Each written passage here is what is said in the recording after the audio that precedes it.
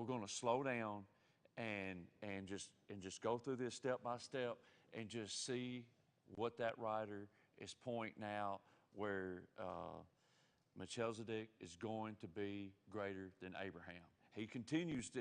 The writer continues to keep going back in the Old Testament, where the Jews is thinking about going back to Judaism, and they're wanting to give up on their faith. And man, he just goes step by step. It's like, look, hang in there. It's going to be worth it. This is so much better, and I'm going to show you why. And that's what he's going to break down. So we look at an intro to Hebrews chapter 7. Our main character, again, that we're going to be looking at tonight is Melchizedek. Okay? Now, if you remember, where we said it was a lot of debate when we was talking about chapter 5. And what was some of the debate that we had? So I don't do all the talking tonight. Who was we saying who you thought Melchizedek was? A bunch. There was thought he was just some thought he was just a king, some thought he was a priest, some thought he could have been an early maybe vision of Jesus. Like an incarnation of Jesus right there. But what we're going to put down tonight, it's definitely a type of Christ. And then you'll see as we go through here tonight and how it looks at things that are temporary and things that are eternal. And we'll see that while we're looking at him as a type of Christ. Okay? We'll also see Jesus the high priest is definitely superior to the Levitical priesthood. Now, y'all tell me something. Y'all tell me a little bit about the Levitical priesthood. Karen? Say that again. Oh, tribe of the Levites. It come down from the Levites, and you know, as we see on the Levitical, Aaron was the first priest in the Levitical side right there. Definitely come down from Levi, the tribe of Levites. What else? Descendant of Aaron, absolutely. Hey, Jason. Hey, catch us up on your brother. Give us the latest on him. They're trying to get his blood pressure down. It's staying really, really highly elevated. Once they get him well enough where they can consider sending him home, he's got to have open heart surgery. He's got 5 blockages, so they got to do 5 bypasses on him. That is hopeful for Friday, hopefully. So, like I said, they still got a long road ahead of him, but he's stable right now. Okay. Mary, you spot on. So definitely keep Terry Jr. Barton in your prayers. But the thing I want us to look at tonight, and I know we'll see this, the Levitical priesthood is temporary. It's not eternal.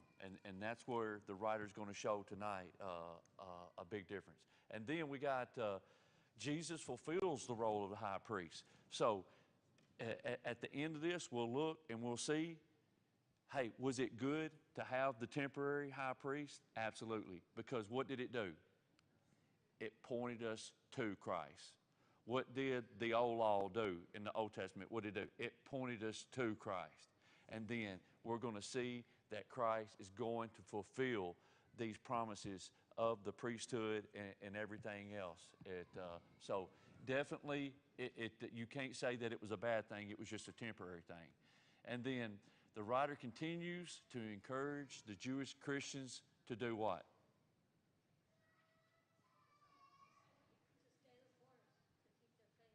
Not give up. To keep your faith. Stick to it right there. Okay. Somebody read verses 1 and 2 out of chapter 7. For this Melchizedek, king of Salem, priest of the Most High God, who met Abraham returning from the slaughter of the kings and blessed him, to whom also Abraham gave a tenth part of all, first being by interpretation of king of righteousness, and after that also king of Salem, which is king of peace. Okay, so we read this when we was going back through chapter 5 right here. So a lot of this is going to be in review. So when we seen this, you go all the way back to Genesis chapter 14. And I only put in there 18 through 20. And again, this is where this writer is getting this. And Melchizedek, the king of Salem and priest of God Most High, brought Abram some bread and wine. Melchizedek blessed Abram with this blessing. Blessed be Abram by God Most High, creator of heaven and earth. And blessed be God Most High, who has defeated your enemies for you. So we look at the character, and we're going to see the description. So what does Melchizedek mean? King of righteousness right here. And then he said also the king of where? King of Salem right there, where it's talking about verse 1. If you look at what this, where Salem is talking about, you have the king of peace. And where was Salem? That's today? Jerusalem. It's the original place of Jerusalem. Okay? Now, we go into any questions so far on one, just talking about just the description of Melchizedek, what his name meant, what Salem meant, and then who does that remind you of when you look? King of righteousness and King of peace. Jesus Christ, absolutely. I mean, this guy, this type of Christ, Melchizedek, is the forerunner of Jesus Christ. Okay, and then we look at verse 2, and it says, you know, what did Abraham give Melchizedek?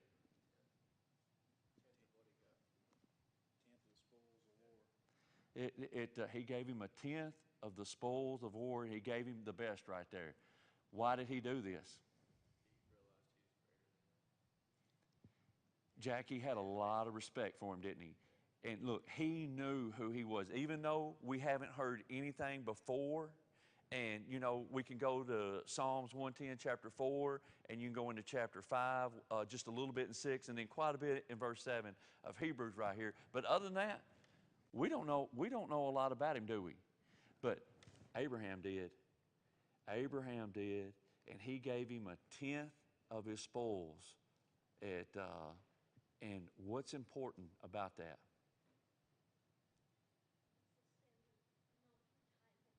So we see at this point, you know, you had Abraham that he was going to be the father of the Israelites. They haven't even started the priesthood. They haven't even started this priesthood right here, where we'll see where and why they had to give right here.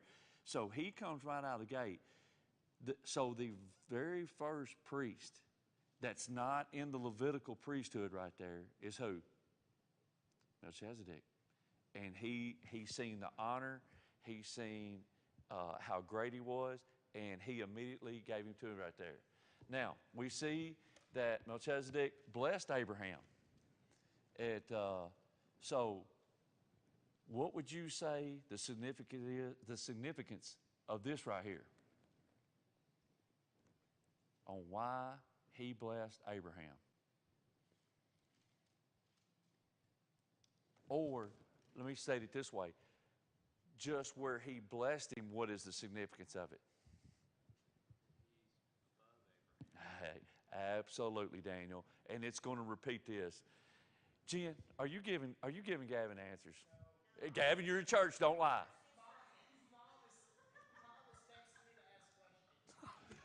Hey, turn your phone off right there. She's the one that always makes me nervous when she's asking these questions. Say that again. Who did he give the 10% to?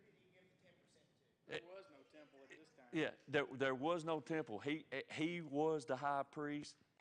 He knew this. He recognized this, and he gave it to Melchizedek to do. What would you say that he did it? What did he do with it?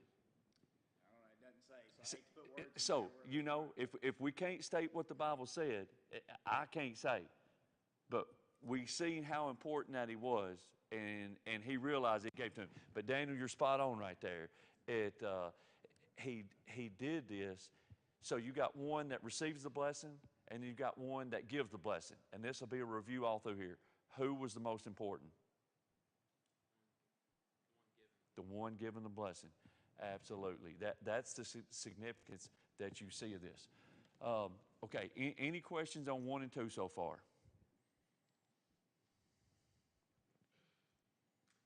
Okay, verse 3.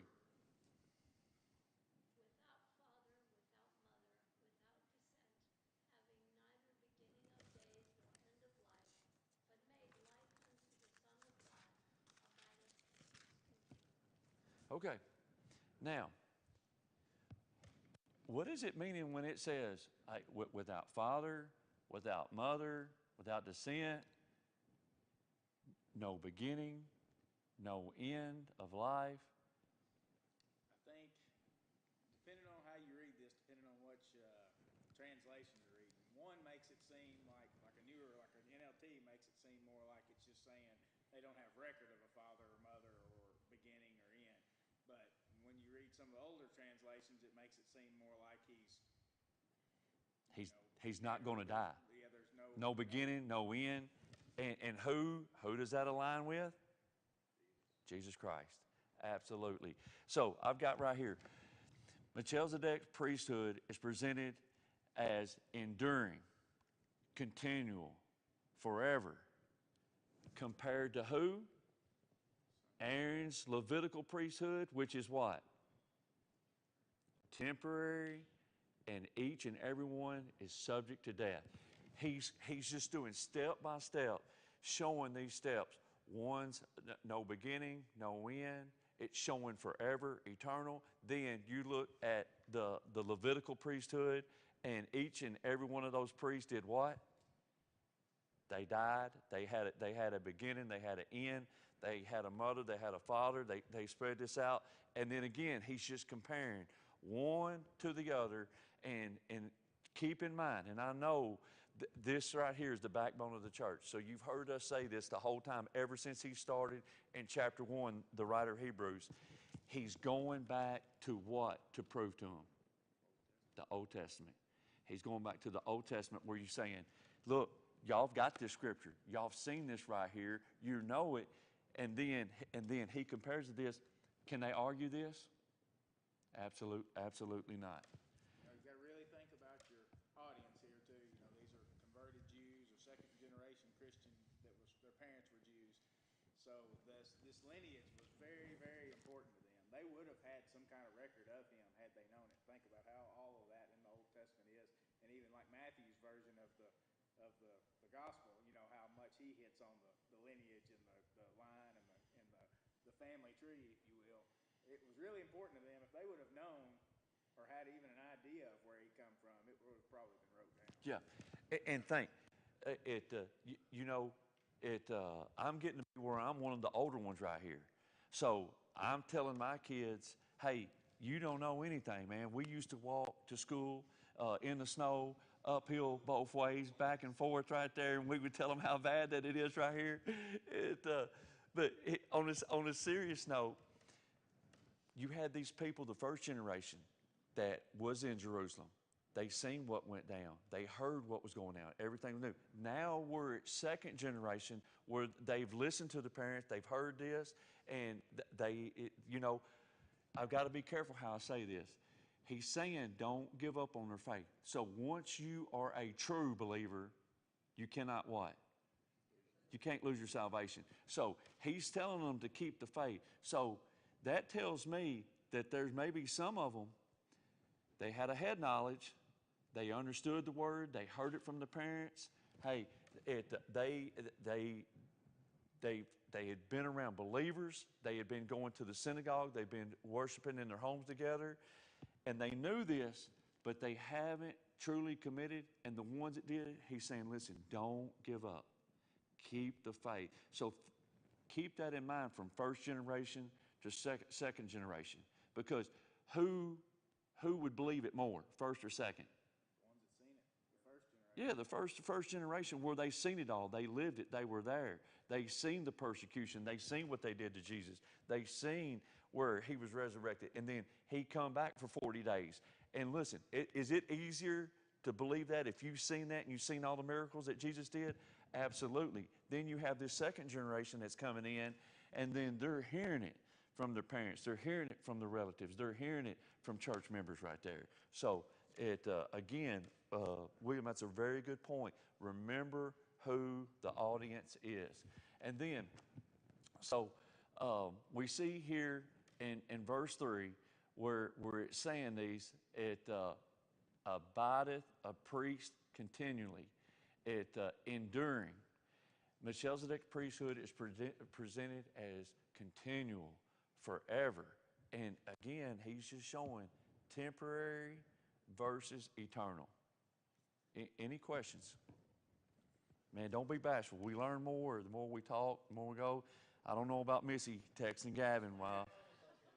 That David Guzik's sermon on this, or his most recent one, he's talking about it, and he's like, early in my studying on this, I always assumed that they're just referencing this to point out that he was higher than Abraham, which we've hit on, and that's probably one reason. But he said, the more I study it and the older I get, he said, I don't want to, he said, I need to be, like you said, be careful saying this because it's not specifically said.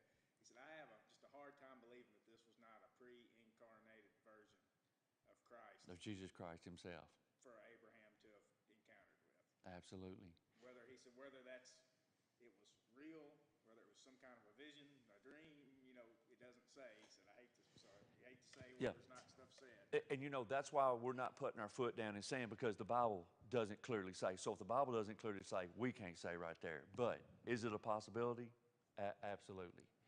And then we continue to look. Where we're talking about just going to put down temporary on the Levitical priesthood, and these priests were subject to death, but the Melchizedek, the priest of the Most High God, eternal. Okay, which one's better? Gavin, you want to answer that one right there? Which one's better? Gavin, are you paying attention?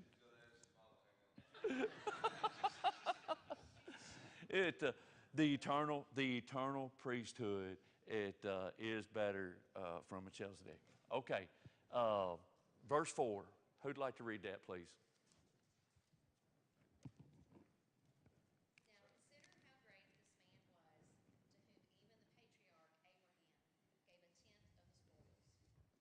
Okay, I should have underlined patriarch.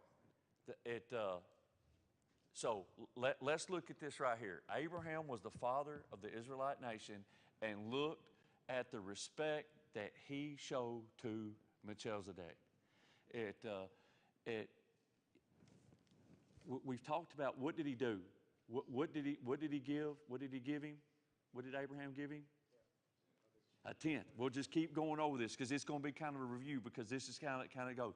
He gave him a tenth of the spoils, and this is before, where Abraham was the father of the Israelite nation. Hey, listen, Levi wasn't even born yet right here. So we're going to see how, if you state this, talking about where William was talking about, where he was watching a sermon with Guzik right there, on the possibility that, hey, this could be an incarnation of Jesus Christ right there. Now, we don't know that for sure, but we definitely know that he was a type of Christ, correct? Absolutely. Okay, let's go on to 5 and 6. Who'd like to read that? Hey, and listen, I'm going NLT on this one too, so somebody's going to have a lot of reading on this one.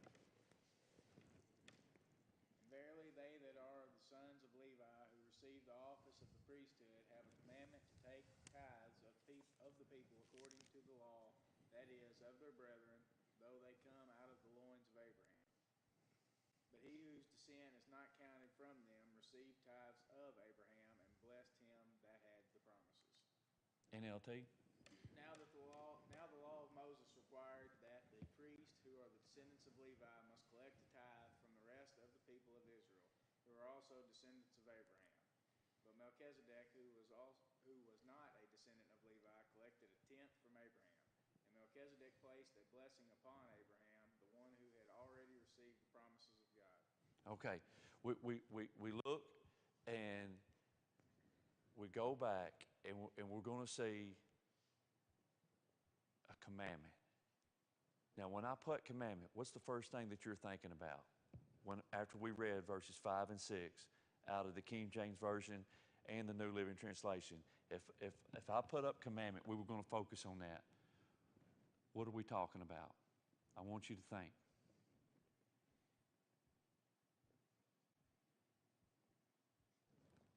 Say again. Okay, it is coming. It was exactly the law. And let's look and see what the law said in this situation. The commandment to do what? From the law, the Israelites were commanded to pay the Levitical priesthood tithes. So, were they doing it because they wanted to? Maybe some of them, but they were told, hey, this is a commandment. This is a commandment that's coming from Moses right there to do what? To pay the Levitical priest their tithes right there, to give them their money. Okay, let's keep looking. That was in verse 5. Let's go back. Let's go back and look at this. So I want to make sure I'm not getting ahead of y'all. Now the law of Moses did what? Required that the priest, the Levitical priests, who are the descendants of who? Of Levi, must collect a tithe from the rest of the people of Israel who are the descendants of Abraham. Now, if they were following the law, did it look like that they had a choice? No. They were told, hey, give these, because they're not going out where they can work. What was their job? To run a temple, to keep the temple. So listen, we're going to keep them in there. They're not going to be out working for a living. So we're going to make sure that they have what they need, and we're going to give it. Okay. Now let's go through here and let's get to 6. Key word in 6, voluntary. Okay. Let's go back. But Melchizedek, who was not a descendant of Eli, collected a tenth from Abraham, and Melchizedek placed a blessing upon Abraham, the one who had already received the promises of God. Was he following the law? No, because it wasn't there. He did this because he's seen the honor. He's seen the respect. Is there another word that you would use, William, right here? He's seen this, and hey, he was going to give him.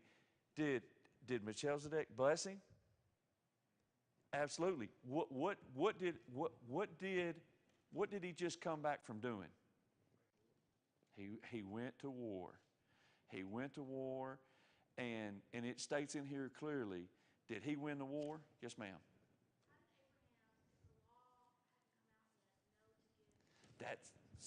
That's the point I'm wanting to make. I can't answer that because it truly don't say. But we're seeing already the first high priest, where he's the type of Christ, where he sees that he is holy, where he had the power to bless Abraham, and he did this thing.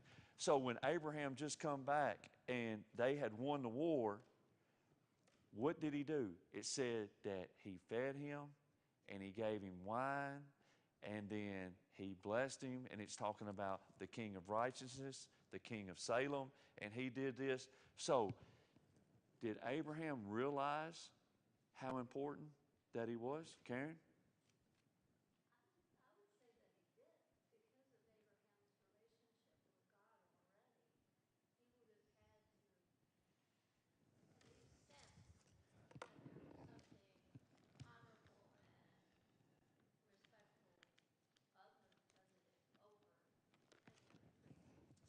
Keep on talking. I'm listening. I'm gonna look right here at and look. We went over this when we were going through chapter 5, and I remember Psalms. If you want to jot this down, Psalms 110, chapter 4, out of the NLT. The Lord has taken an oath and will not break his vow. Jack, you're going to catch this right here. You are a priest forever in the order of who? in the order of Melchizedek right there. The Lord has taken an oath, will not break his vow. You are a priest, keyword, forever, not temporary, not subject to die right here. So, Blair, to answer your question, I can't put my finger and just put it dead on it right here, but look in 110 of verse 4, the Lord has taken an oath, will not break his vow, and you are a priest forever. We're seeing where this prophecy is being fulfilled. We're seeing where this was a type of Christ. Was it an incarnation of Christ? Was it a spirit? Hey, we don't know. But we know by Scripture how important that he was, and how it says that God's saying that he's going to be a priest forever in the order of Melchizedek. And Jack, you asked this a few weeks ago. What did it mean? You kept saying, we kept hearing the order of Melchizedek. What does that mean? It's because he is eternal. The Levitical priesthood is temporary, and that's why he kept saying in the order of Melchizedek, because everything it said, it was forever and ever, without beginning, without end, without mother, without father. It didn't give, who it was. We don't know. But it's one of the most fascinating characters in the Bible, because there's not a whole lot of information in it. But what is in it is very, very important, the way that it breaks it down.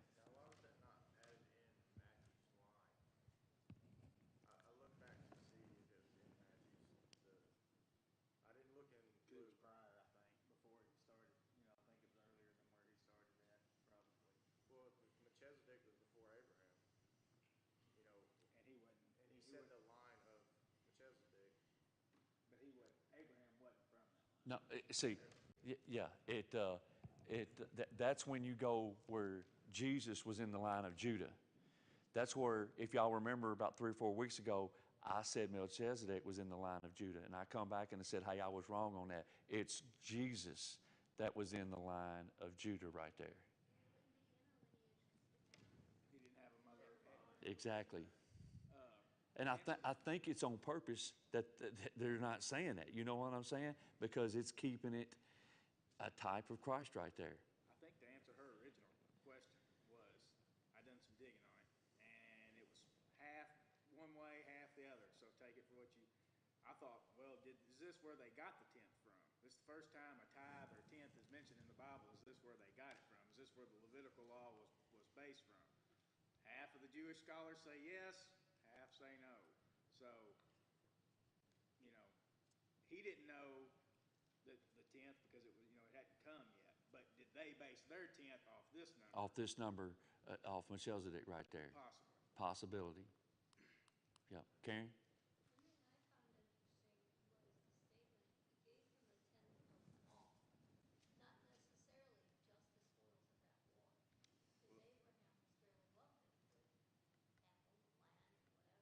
It was a tenth of.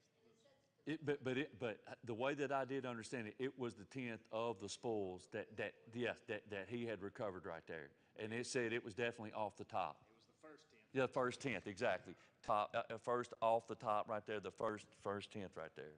Now, I did say something, I don't know if I understood it right, but I went in mine, it says in Genesis 14, 18 through 20. 18 through 20. William said something about it, didn't say what he did with it, but I don't know if I understood it right, but it almost looked like Abraham asked him to, disperse it. Okay. Now, don't get him mixed up with the other king, because the other king was going to give him something, and he turned it down. Abraham turned it down, and he said, look, I'm not going to take that because I don't want you to say that I got rich. I got rich because of what you gave me. He was making sure what he got, it come from God, and the blessings that he got was come from God. Okay. Let's, so now, we went through 5. Let's get back at 6, voluntary. So Abraham's payment to Melchizedek was what? Voluntary. It was not a commandment of the law that come from Moses right there. That's the main difference, indicating his recognition of Melchizedek's superior status that he had that was eternal. Okay, Let's go to 7. Who'd like to read that? I'm going to have King James Version and NLT, but it's short. Without all contradiction, the less is blessed of the better. Without question, the person who has the power to give a blessing is greater than the one. And this is the reason I put the NLT. So much easier to understand what this is saying right here. So, and without question, the person who has the power to give a blessing, which was who? Melchizedek, is greater than the one who is blessed. And who was blessed? Abraham. So you go and you look at that, it says, without question, the person who has the power, Melchizedek, is greater than Abraham. Now, these Jewish believers, where did they put Abraham? Let me tell you, he was the father of the Israelites right there. He was the patriarch. So this writer comes in and he says this, think about, now, it don't mean as much to us because we've got the Bible and we're not Jewish and we're not Israelites right there, but they were. So for him to make a point, the writer of Hebrews to say, hey, Melchizedek is eternal, he is superior, and he makes a point right here and puts his foot down and says, he is greater than Abraham. Why? Do you think they liked hearing that? I think, boy, their ears really, turn and say, what? What did you say? And then he starts making the point and he starts breaking this down. And again, remember who your audience is. And when they say this, and now this is NLT. Let's go back. We're saying without question. We go to King James Version. And what does he say? And without contradiction. That's pretty clear, ain't it? Without contradiction, he's saying that Melchizedek is greater than Abraham, and then he explains why. Any questions on 7? Okay. Verse 8, and again, I will have the NLT to follow it up.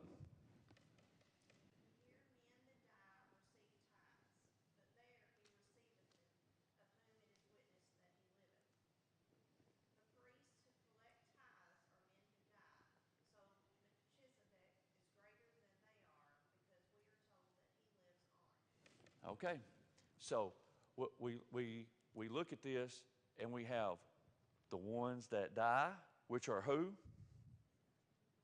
The Levitical priest. And then we have the one that lives on is who?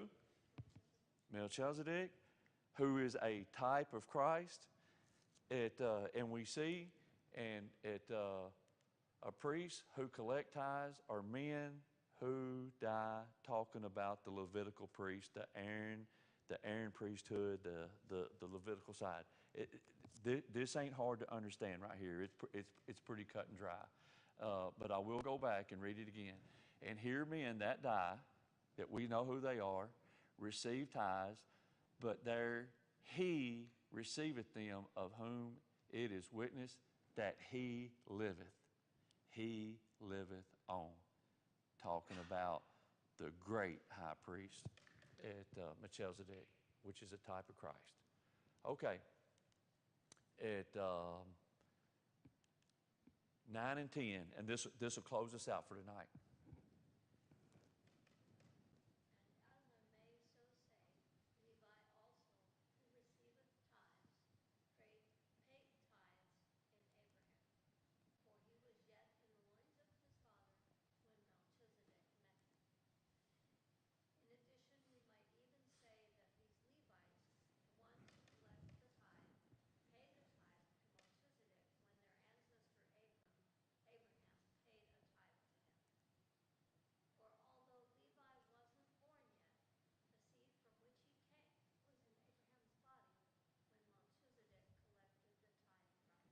Okay. Did that help explain it a little bit more with reading the NLT?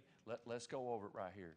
So, I tied verses 9 and 10 together. The writer's reasoning of Hebrews is that the offspring, talking about the loins of Abraham, talking about Levi in particular, who shares in Abraham's promises, also shares in Abraham's tied to Melchizedek, even though he wasn't even born yet right there. It's the writer saying that was in his loins right there, the tie to Melchizedek, and therefore the Levitical priesthood is what?